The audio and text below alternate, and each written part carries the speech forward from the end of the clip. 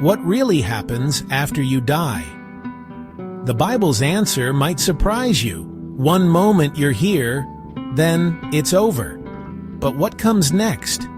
The Bible actually has a lot to say, and it's wilder than anything Hollywood's imagined.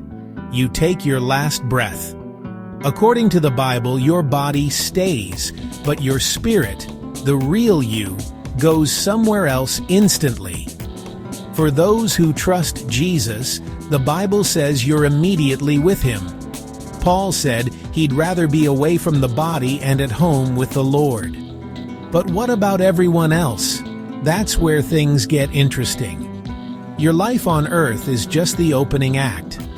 The second you die, you step backstage for the main event. The Bible describes this transition as immediate. No ghostly wandering, no unfinished business. It's a direct transfer. Your soul gets a one-way ticket to a new reality, and the destination depends on choices made here. But before we talk final destinations, there's a fascinating idea about a waiting period. The Bible paints a picture of conscious existence right after death.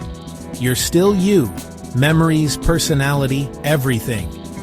Jesus told a story about a rich man and a poor man who die and are immediately aware of their new surroundings, very different ones. So, what is this place? Is it a waiting room? The answer involves something called soul sleep, and it's not what you think.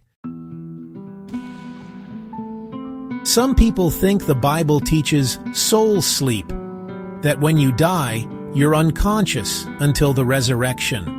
But Paul wanted to be with the Lord right after death, not asleep. And in Jesus' story, the rich man and Lazarus are both wide awake. So, is death like sleep, or like being instantly somewhere else? Maybe sleep is a metaphor. From our perspective, the dead, heaven and hell, the Bible describes them as real, permanent, and completely different. Heaven, no more pain, no more tears, no more suffering. It's a place of perfect peace, joy, and purpose in the presence of God. It's not floating on clouds. It's a dynamic, purposeful existence, ruling, serving, celebrating, fully alive. But the other option is starkly different. Hell, Jesus described it as outer darkness, weeping, and gnashing of teeth. It's not a party. It's total separation from God, the source of all love and goodness. It's isolation, regret, and despair. Who ends up where? The Bible says the path to heaven is through faith in Jesus, not by earning it, but by accepting a gift. Your eternal destination isn't decided by a cosmic scale of good and bad deeds. It's about a relationship. But there is still a judgment. And this judgment isn't about getting into heaven, but about what happens once you're there. Get ready, because we're about to go to court. The divine court. The choice between these two destinies is the most important one you'll ever make. Let's see what happens at the ultimate performance review. Judgment Day is next. Picture a massive courtroom. Everyone who's ever lived stands before God for a final judgment. For those who rejected God's gift, it's the great white throne judgment, eternal separation from God based on their deeds.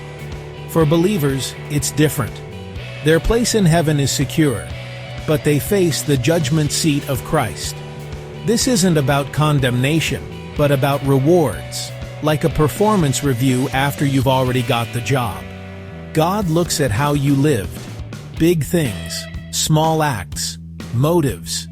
The Bible talks about receiving crowns for faithfulness, endurance, and service. These rewards aren't for bragging. They're honors to give back to Jesus in worship. After the judgment, something incredible happens: the resurrection.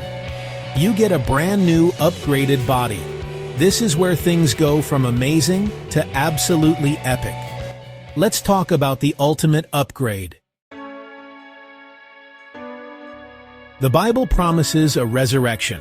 Everyone gets a new body. Not the old, tired version, but something imperishable and glorious. The best example is Jesus' resurrected body. Physical, recognizable, but also supernatural. You'll enjoy all the goodness of creation, eating, exploring, without any limitations. This resurrection unites your spirit with a perfect body, as heaven and earth are renewed. It's not just us getting an upgrade. All creation gets a reboot. Death isn't the end. God redeems and restores everything. This hope changes everything, giving meaning to our struggles and promising a glorious future. It's the cornerstone of the Christian faith, and it leads to the final, most important message: hope for eternity. Subtle animation SFX, BGM lower. Hope for the ever after. Subtitle, small, white. After all this, soul sleep, judgment, resurrection, what's the big takeaway? Hope. The Bible's message about the afterlife isn't to scare you, but to inspire you with an incredible future. Because Jesus rose from the dead, we can be sure we will too. Death becomes a doorway, not a dead end. God's love offers everyone a place in this perfect world, not by rules, but by accepting a gift. It's a choice open to everyone, no matter your past. What happens 1 second after you die? You step into eternity. And what that eternity looks like is up to you. The story doesn't end when your heart stops. That's when the real adventure begins.